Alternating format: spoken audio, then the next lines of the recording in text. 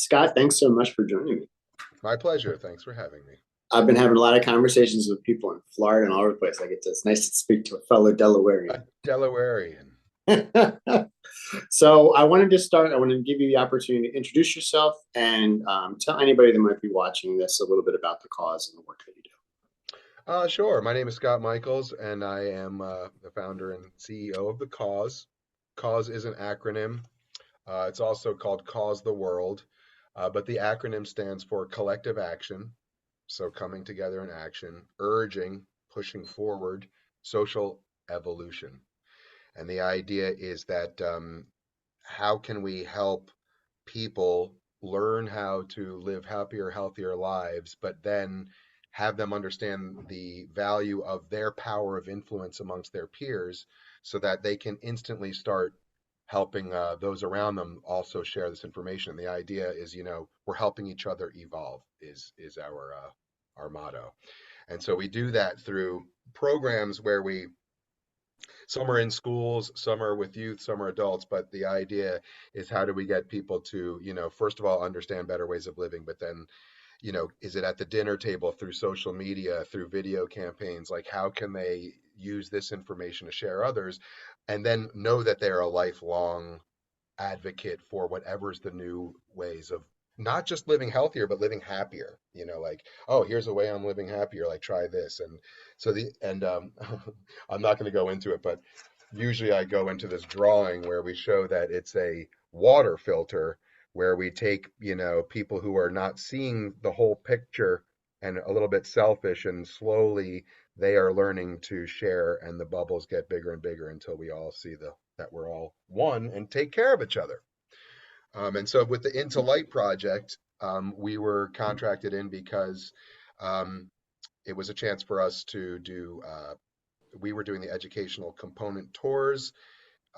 It was set up for youth or adults, but basically we used the curriculum that was created by Into Light, and then we made some tweaks to it and created a little um, guide to go into the exhibit, like a little pocket guide that had some of the concepts so people could jot stuff down or also have a keepsake along with the buttons. So that was our role.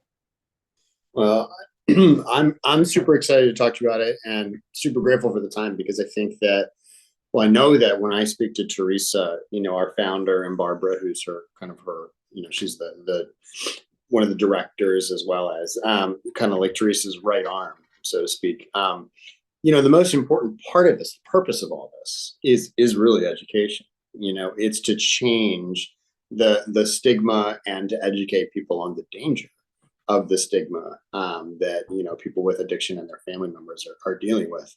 And I think a lot of the times this gets just put into this box of like, oh, this is a big art project, right? And it's all about categorizing and telling you stories, and that's a component of it. But without the educational part of it, they're certainly not going to make the changes that we're hoping to make. And so, I am constantly looking for ways to share these stories. I just heard from Barbara about a teacher, I think in Colorado, who is using the Into Light exhibit out there in her curriculum and is really teaching an entire, I think, course around it. And so, I'm hoping to get the chance to speak with her as well. I want to hear, if there's any stories. I mean, I'd love to know, what it was like. If you can kind of take us into Sure.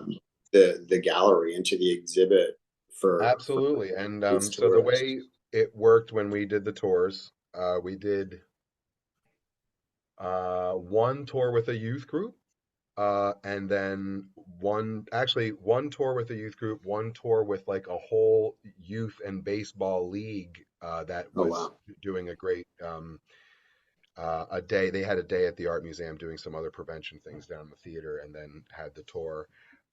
We did it with a church group of all adults, and then we did it with the Behavioral Health Consortium of Delaware, like their committee. Wow. So the way the tour would work is that, as I said before, we had created, and I wonder if I have any on me. But we had learned this, I guess I don't, this very cute way of cutting one piece of paper and folding it so it turns into an 8-page booklet.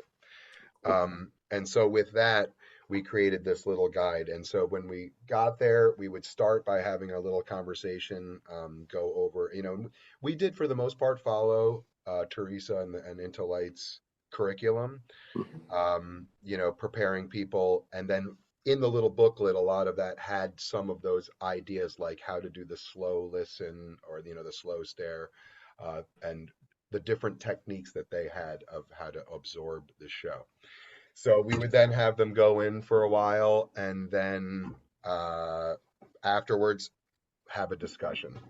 And the discussion is like really where, a lot of the magic happened. But of course it happened along the whole way. And so here are just some tidbits about the exhibit part, like the tours. Um, and I should have probably jotted notes down before we wrote, but I have a lot of this at the top of my mind. Good. First of all, one thing that was kind of interesting, when people went in, they definitely took it very seriously and they took their time doing it. So, like, even the youth as well.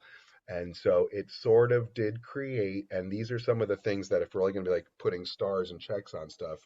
Um, and Jeremy, let me tell you, one thing I've learned this year more than ever, and it's really at the core of the cause works now, is collective and group experiences. And so it's not just the conversation, it is sitting in reverence and silence, studying and getting to know faces and learn stories with other people who are doing the same thing. It creates an energy and a space in Hmm. that. So that's one of the reasons I'm kind of goosebumping about it right now. Yeah. One of the reasons why the tour is so important, because I also got to see people experiencing the tour. We wouldn't close off the tour for the art museum when we were doing it. Right. So other people would come in, and almost every time they would end up staying to have the conversation. Hmm. So it's like they see this happening, this bus, and I say, hey, if you're here, we're going to have a conversation.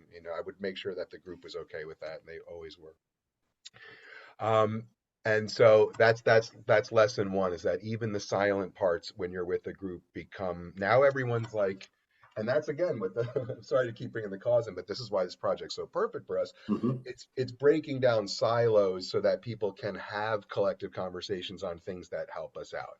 Hmm. And so to have the conversation occur after everyone has some emotional points scored while being in reverence with other people, so you would like all of a sudden walk by someone like, excuse me, Yeah.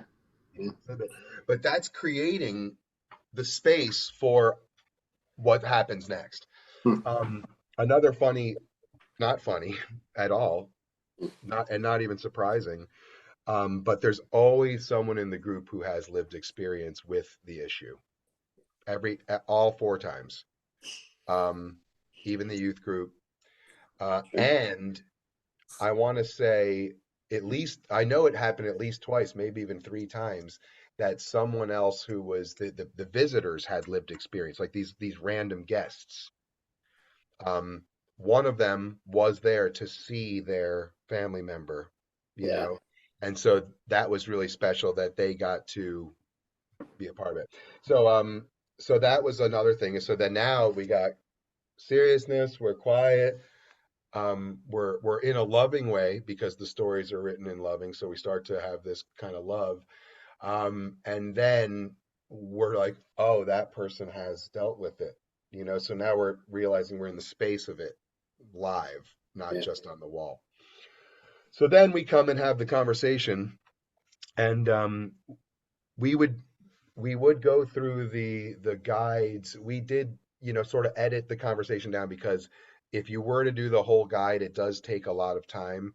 And Hmm. so one of my comments is we needed to, it's an emotional thing, and you can't sit in that space for too long without, you can overfill the cup, I've learned. Yeah. Yeah. And that goes for like any kind of exhibit or art form. Um, so in that sense, we had, and it was always a good conversation, and it would go a while, but then there would be a time where it's like, okay, like, people need to start digesting what's happening right now.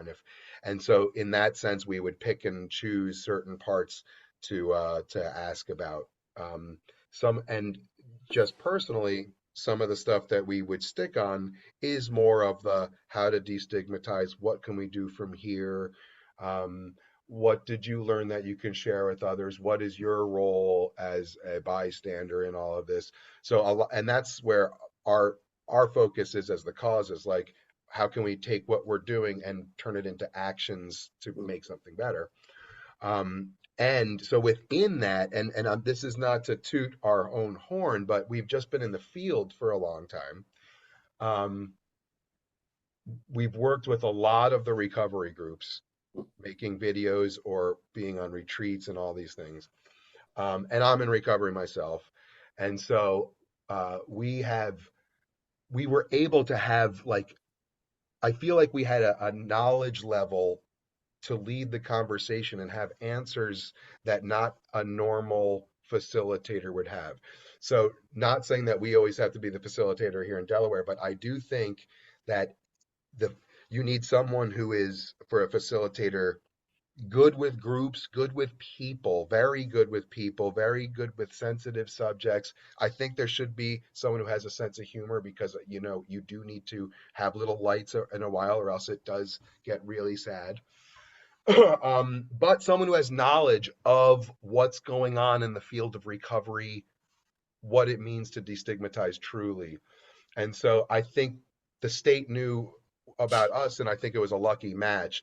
But moving forward, as Intellite grows, I would think that that would be a requirement. It's like they're good presenter and they have this knowledge, or you train them on that knowledge.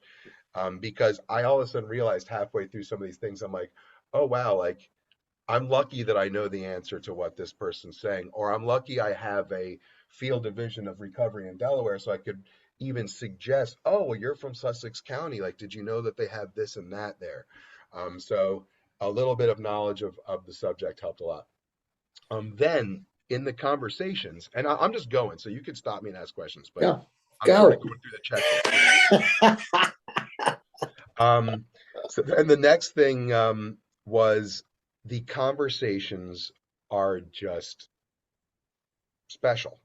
And I think what's really great about it, and this is why it's different than other things, because it hits emotional tones, it then has this conversation, but because there's someone with lived experience, I don't know if this is maybe just the way it works, maybe this is in my head, but it sort of checked people and what they might be thinking or saying if they were in a closed space and those people weren't around.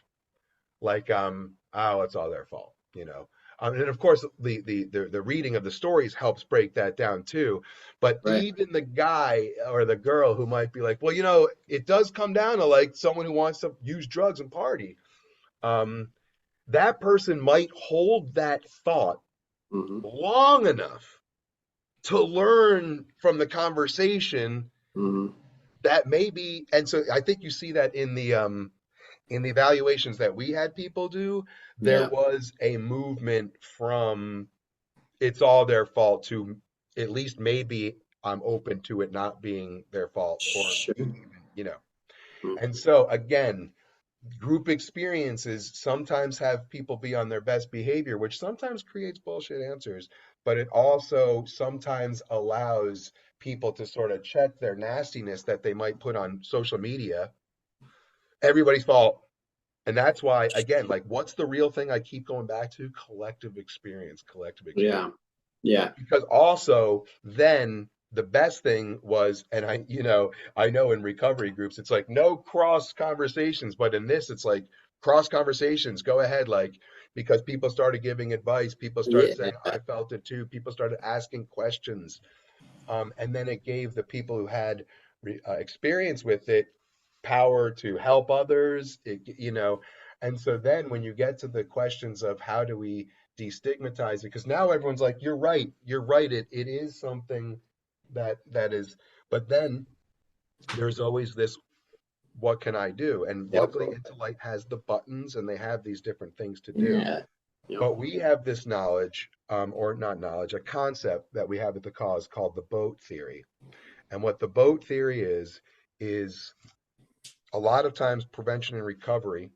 It's like the society is a ship, a boat, and people who become addicted or experience addiction are people who fall off the boat. Mhm. And so a lot of times it's like, Jeremy, swim back. You can do it. Swim hard. Like, come on. Like, your life doesn't matter. Like, you can have a family. Meanwhile, you're like, Yeah. but the Drowning. boat has 1,000 people on the deck. And the Mhm. boat has the on the deck, they have the safety boats, they have the nets, they have the things. So the idea is a lot of people, they're like, I know there's an issue going on, but like I don't know anyone who uses it. And it's like, well, you don't need to know anyone to first of all learn how to throw the rafts, like learn how to become Narcan. So then we get into the conversation of like, because it could just be someone in a bathroom at McDonald's and you might save a life, you know? Sure. So then it starts to get real in that. But we start to share all of these ideas, and that I just lost my track when I went to Narcan for a second. Um,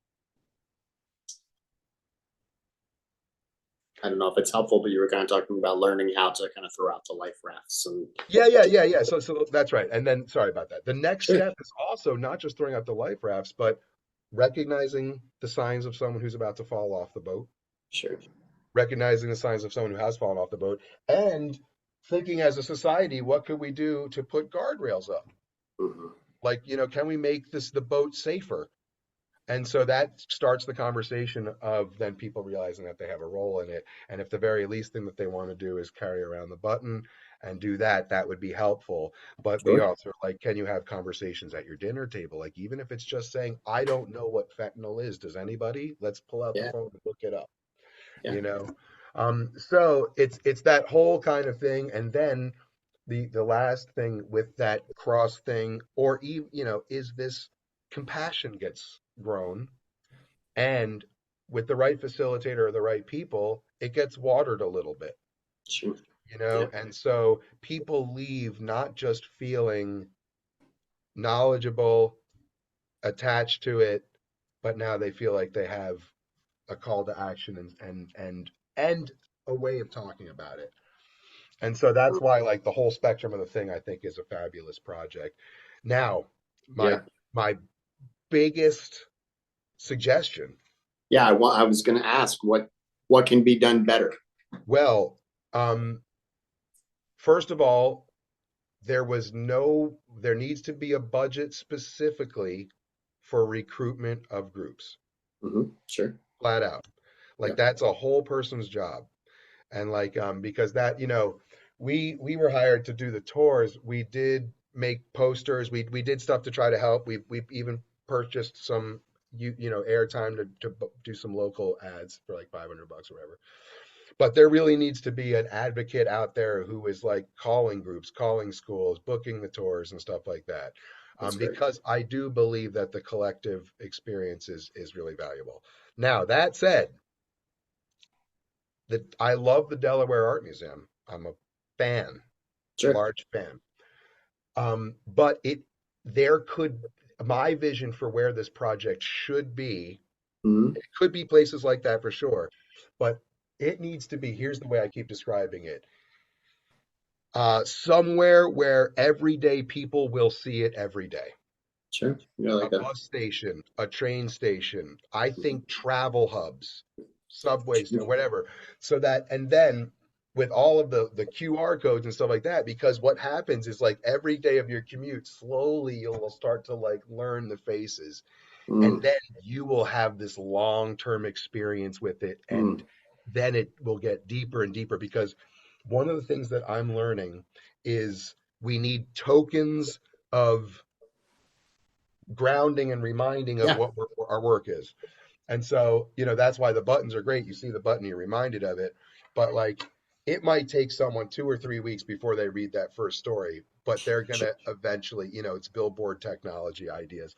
But if it could be 3 months up at a train station And then have, oh, didn't even think about this, a QR code and posters that say group showings, group tours, like have special events there, like a spoken word night at Into Mhm. Light exhibit at here. And you know all about that, like how do you tie the arts, the other arts to it? Yeah, Um, and so, but that's my main thing is it's got to be accessible every day for everyday people. I I love think that. that's really, I like that a lot, and I think that that'll be good for Teresa and Barbara to hear as well. And I think that um, this was actually the art museum was the first art museum that Yes, hosted this. Typically, they're in universities. Is typically where that's these are very being. smart. Yes, And yes. but I also personally love the idea of public libraries. You Oh, know, me too. Me. I Oh my think gosh, that's a absolutely. phenomenal because then you also do have that Yeah. era of quiet of there's I feel like that might put people more in the mindset. Whereas, but I hear you in terms of just the quantity of people seeing it on a day by day by day basis, and I think Yeah. that there's something to that, and I like that idea. I think you're going to reach more people. Library is wonderful place too. Yeah. Yep. Um, but again, the term I keep using, and maybe it's not transportations, but where everyday people will see it every day. I agree. I agree.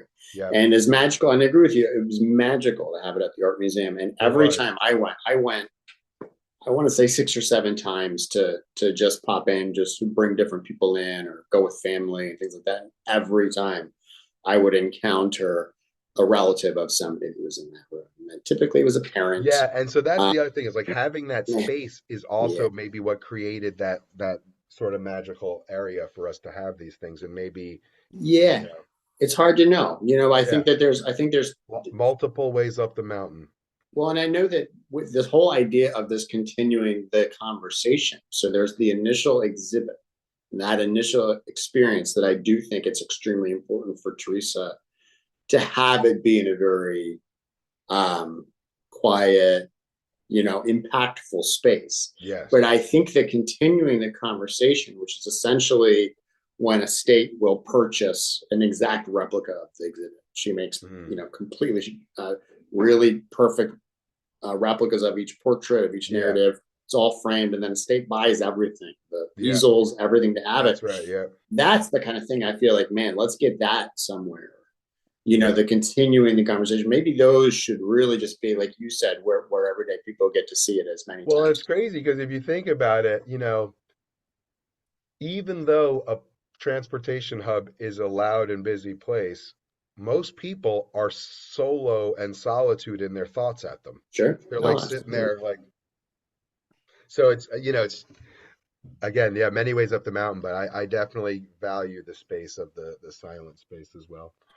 Well, I can also, I want to also mention, uh, as like you said, also important for me to say, I'm also in recovery, and I am finding that my own work with Into Light, because I do not just this. Really, this is me volunteering. This is me working my program, volunteering, getting involved as much as I can, having these Yeah. conversations, and just helping. I saw that they needed some assistance with social media and assistance with marketing, and I said I have this background and I can help with this. And so I've been doing this, but in my role, my paid role of an artist for the program, I can't even begin to tell you how helpful it is when I can tell these family members when I reach out to them to say, hey, I've just been sent your submission and I've been asked to draw a portrait of your loved one. It is so helpful for me to be able to say, I see a lot of myself in your Mhm. loved one. And I'm in recovery and I've been in recovery for 5 years. And I'm also a people pleaser and an animal lover and all of these different things. And to really relate, and it's important for me too. It's important in the work that I do, you Mhm. know. And I just think that I love what you're doing because every single person, right, that is changed then has that ability to change even one other person. That's how we create the tipping point. Yep, we turn them on as a light that Yeah. shines and knows to turn on the next lights. Well, and I think within this issue, I truly believe that this epidemic, specifically this fentanyl, this opioid epidemic that's going on, but addiction as a whole, I think it's unlikely. I think you'd probably agree there is no one fix. There's not some magical piece of legislation that's going to happen Right. to fix this. Right. There's no amount of money that can be thrown at it that's going to Right. fix it. That's right. But a societal, cultural change, right, where people are having the lights turned on and understanding what's going on, along with legislation, along with That's correct. resources and Well, everything that will else, will will speed up will legislation. go And 100%. that's like, it's like Yeah, voter awareness. that education I've done. Yeah. So, you know, I can't wait to post this video. I can't wait to see the comments and the conversations that come from it. I can't wait to show it to Teresa and Barbara. And I can't thank you enough. And I mean, I think that we'll probably be in touch, with you guys just to get more tips, because I think you're right. I think that, and Teresa, I've had conversations with her as another entrepreneur. Like when Gail and I started Gable, the business that we started. We just like, there was a need for what we were doing, and we were just off and running, executing the work, doing the Right. work. Right. Right. There was almost no time to like slow down, step back, and figure out like, are we putting our efforts in the right places? Are we having the impact we need to be having? We didn't do that for years. I didn't have a business plan for that particular business until like 5 years in, something crazy. Yeah. Yeah. And that changed everything. It really did changed everything. And with Teresa, she has just been, not only is she trying to raise $50,000 per state, because that's what these exhibits cost her. She's Yeah. one person. She's out there trying to raise all that money. She is, up until she started working with other artists like myself, she was drawing 40 portraits per state. She was physically doing the Oh artwork. my gosh. Barbara was writing the narratives. I mean, Wow. these two women are so inspiring, but like, I don't think they've had a chance to stop and breathe. And so having me come in with another entrepreneur mindset Sure. and Yeah. start asking us some more questions and stuff, a lot of what you're talking about are very similar to conversations we've been having. Are like, are we having as much of an impact as we can be having Sure. Yeah. within these exhibit spaces? And the first thing Teresa says is, no, there's all sorts of things that we want to be doing, blah blah. It's just, but it's so helpful. It's so helpful to, again, talk to somebody that did these tours, came through and facilitated these tours, and hear your ideas. And I just want to thank you. My pleasure. And if I was just to cap off one thing, like it's Yeah, that, unconditional love for fellow humans. Like if yeah, that's the message, you know, so important, so unconditional love for important. fellow humans. It doesn't matter what got them to where they are. Like, how can we help them move I, forward? I think that's a good way to close it out.